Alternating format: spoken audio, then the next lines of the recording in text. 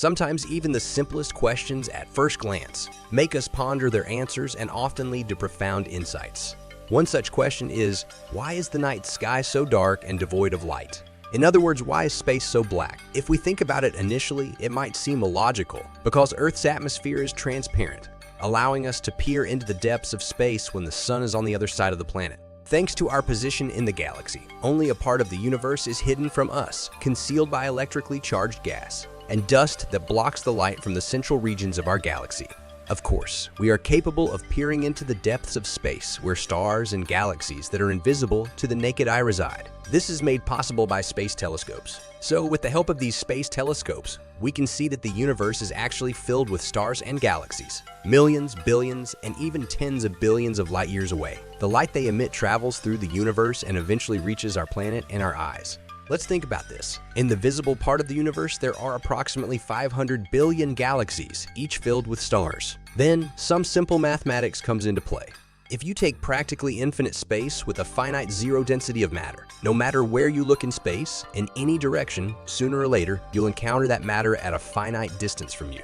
In other words, if the cosmos is filled with stars in every direction you look, no matter how many millions or billions of light years away they are, eventually your line of sight will intersect with the surface of one of those stars. There's no escaping this, and everything doesn't absorb light, including interstellar dust and gas. If this were true, then the light from all the stars in the visible universe would have already reached us. If our universe were infinite and filled with a vast number of stars, galaxies, quasars, and other bright objects emitting light in various spectra, then the night sky should not be black and white, as we would see the light from all those distant objects. But why is this not the case? The idea is formulated, and it's time to answer this question. There's no straightforward answer. But again, if we consider that our part of the universe is called visible, because the light from distant objects has had time to reach us, even if it was emitted almost at the moment of their birth, we see them using finely tuned modern instruments and observations spanning different sectors of the electromagnetic spectrum.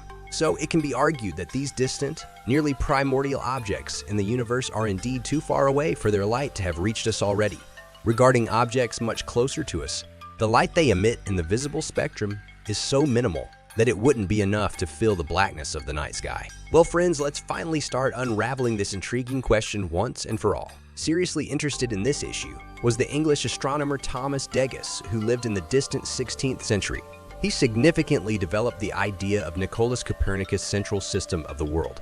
An important difference of his work is the assumption that the stars observed in the sky are not located on the same sphere, that is located at a distance from the Earth until perhaps infinity further in the 18th century. The Swiss astronomer John Philippi formulated the so-called paradox, which later gained great popularity in scientific circles, thanks to the processes of the German astronomer and physicist Heinrich Albert, in whose honor this phenomenon is also often called the easel paradox. It was all friends before humanity came to know about the expansion of the universe. The stages of science. The answer to this question was explained very simply by saying that the light of distant stars is screened due to clouds of cosmic dust located between the Earth and the stars. In 1848, the English mathematician astronomer Wengel refuted this explanation by the following statement, and it sounds like the law of conservation of energy of aerobic and homogeneous universe. Such brands had to independently heat up and emit light, whose energy is close to the energy of radiation of stars moving on friends closer to the answer.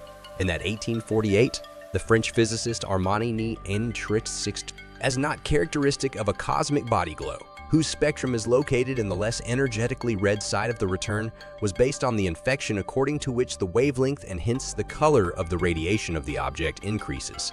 Its energy decreases at the same time. Developed a theory according to which the wavelength of light is also affected by the gravitational field. With the advent of Einstein's general theory of relativity, gravitational redshift soup with the generally accepted theory. In other words, electromagnetic radiation emitted by a source in the sphere of a strong gravitational field experiences a redshift in 1922-24. Based on the calculations of Albert Einstein, Alexander Friedman creates a model known as the stationary. According to it, the universe is expanding, which means that objects surrounding us are constantly moving away. Based on the previously mentioned works, objects distant from Earth from various sources of electromagnetic radiation, even entire galaxies, lose their intensity due to the Doppler effect. This is also supplemented by the influence of gravitational redshift, However, it is worth noting that gravitational redshift makes a small contribution to the loss of brightness. It is known that the night sky gets darker over time. What is this related to? It is related to the acceleration of the universe's expansion. Let's imagine an object located at the edge of the observable universe, 13.8 billion light-years away from us.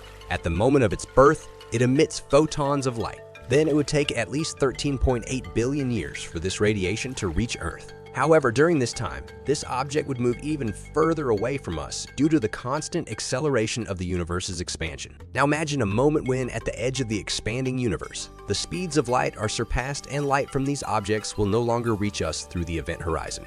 Gradually, this event horizon will approach us due to the acceleration of the universe's expansion. This is very interesting, but again, all of this assumes that we can currently observe even the light from the cosmic microwave background. Approximately 1% of the television white noise is composed of relic radiation, and we indeed see and receive this radiation. When we turn on an old analog television, the static we see comes from various sources. Human radio broadcasts, the sun, black holes, and physical phenomena. However, approximately 1% of it originates from the residual glow of the Big Bang. So to sum it up, the question of why the night sky remains so dark is still open. We know that the dimming of radiation from distant objects due to the expansion of the universe, the resulting redshift, and a small contribution from cosmic dust clouds obstructing the light from distant stars all play a role. We also know that due to the finite age of the universe, we can only observe a limited number of objects, most of which are beyond human reach. However, as of today, it is impossible to say with certainty whether all these explanations are sufficient to answer the Olbers paradox. Thank you for watching, dear friends. Leave your comments. I would like to hear what you think about all of this. Please subscribe to the channel if you found this information interesting. I have many more exciting things to share with you. See you soon.